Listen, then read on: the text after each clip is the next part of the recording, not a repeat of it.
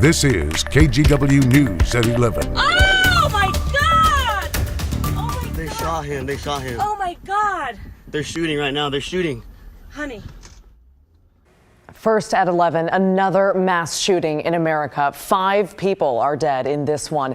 21 others are hurt in West Texas after a driver went on a shooting rampage.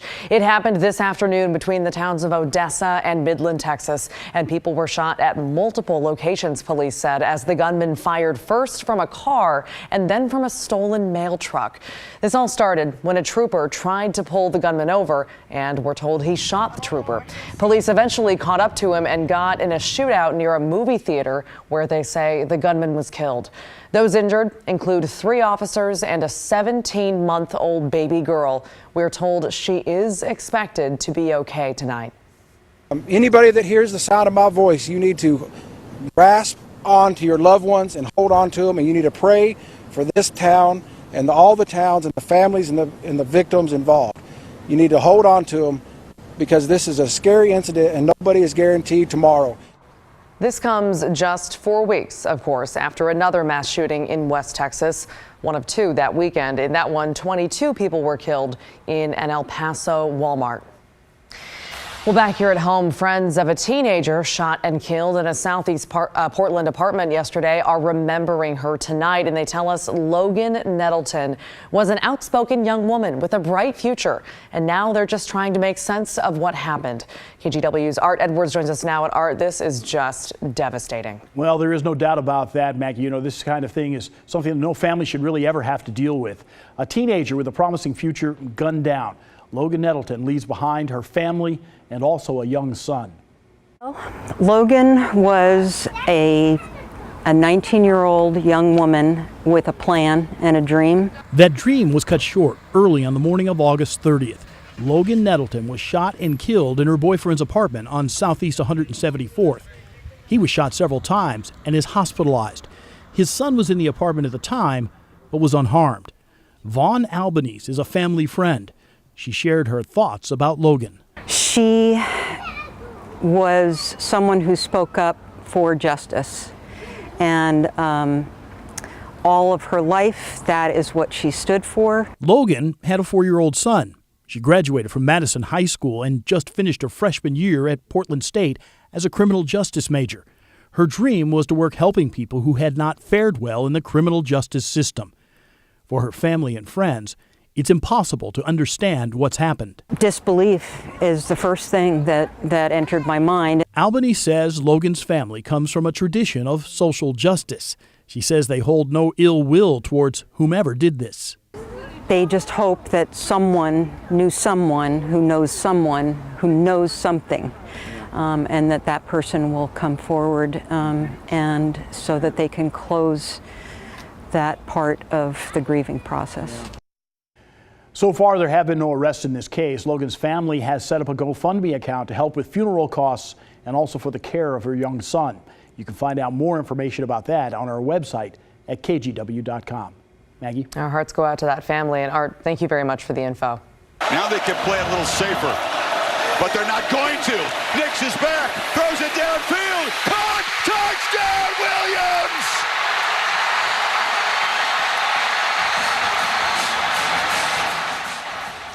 Woof. Switching gears, turning to sports, that was the dagger to Ducks fans' hearts. Oregon and their season opener led the entire game, and then with 9 seconds to go, Auburn stole the win with that touchdown pass. I'm going to be really blunt here. Via some expletive-laden texts, Ducks fans in our newsroom have asked for privacy during this difficult time. So we turn now to social media. Chuck tweeting, "Choke."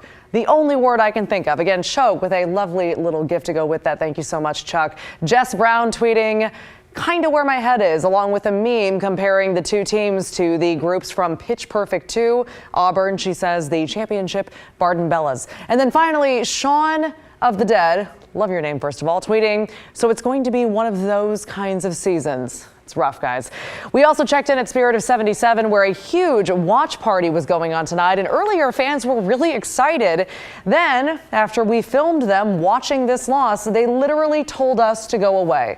This was too emotional for them. We get it.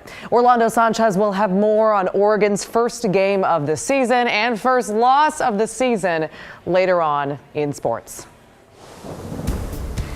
All right, we're going to switch gears once again and turn now to Hurricane Dorian, the powerful, dangerous Category 4 now storm approaching the southern East Coast, and it's only getting stronger. Right now, it's heading straight for some of the islands in the Bahamas, where it's expected to hit tonight and tomorrow. People there have been stocking up on food, water, and gas, and those living on low-lying islands are actually taking boats to get to areas with higher ground.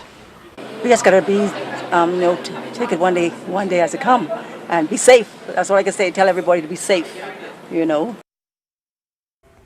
It's still uncertain where the storm might hit in the U.S. It's expected to make a turn north, and it could impact anywhere from Florida to the Carolinas. We're going to continue to make sure that Florida, Georgia, South Carolina, North Carolina all have the resources that they need to deal with Hurricane Dorian, whatever track it takes. Vice President Mike Pence there. Many areas have already declared states of emergency. Let's bring in meteorologist Rod Hill now, who's been tracking Dorian in the Weather Center. And Rod, that possible change in path is really throwing a lot of people off. Yeah, well, it's generally good news for Florida. The target tonight is really the folks that live in the Bahamas and the northern islands of this country. So you can see this is a 15-mile in diameter eye, by the way, very well defined on the satellite imagery. The outer rain bands now for the first time this evening hitting parts of the Bahamas. This one northern island right here is where Freeport sits. It's a fairly popular destination. So that will be anywhere from a foot to maybe isolated 25-inch rain amounts expected starting tonight, going through the day tomorrow. Category 4 storm right now, 150-mile-per-hour sustained winds, and there is concern that it could actually increase its wind speed before it starts to shear as it gets across those islands a little bit. Here's that right turn that started to show up about 24 hours ago. So now Florida has fairly good confidence that they will not get a direct hit, but there still could be 60-mile-per-hour wind gusts across central and northern parts of the Florida Peninsula. Going into Monday, they could still get, 6, 7, 8 inches of rain, which they should be able to handle. And then will it parallel South Carolina or move inland, and will it be just offshore as it moves up towards Cape Hatteras next Thursday? Yeah, Thursday. So this is going to be in the news for the better part of next week. And one more map to show you. Here's our Futurecast model. Nassau and Paradise Island looks to be well south of the track of this hurricane, but Freeport going to be pretty close to taking a direct hit, either a direct hit or just missing the eye wall to the north. Again, that's Sunday into Monday. We'll keep you updated on Dorian. Our complete forecast will finish out Labor Day weekend. That's coming up shortly. All right, Rod, sounds good. Thank you. In the meantime, relief workers already flocking to the south, including volunteers from Oregon, to help in Dorian's aftermath. And right now, many are on standby in Atlanta, waiting to see where they'll be sent. Because the storm track keeps changing, they won't send us out until they know exactly where we're going to be needed. So we're just in a holding pattern. We're going to come in and we're going to say, what do you need? 19 million people live in areas that could be impacted by the hurricane, and as many as 50,000 people in Florida, Georgia, and South Carolina may need emergency shelter. If you want info on becoming a Red Cross volunteer, we have that at kgw.com and through our mobile app.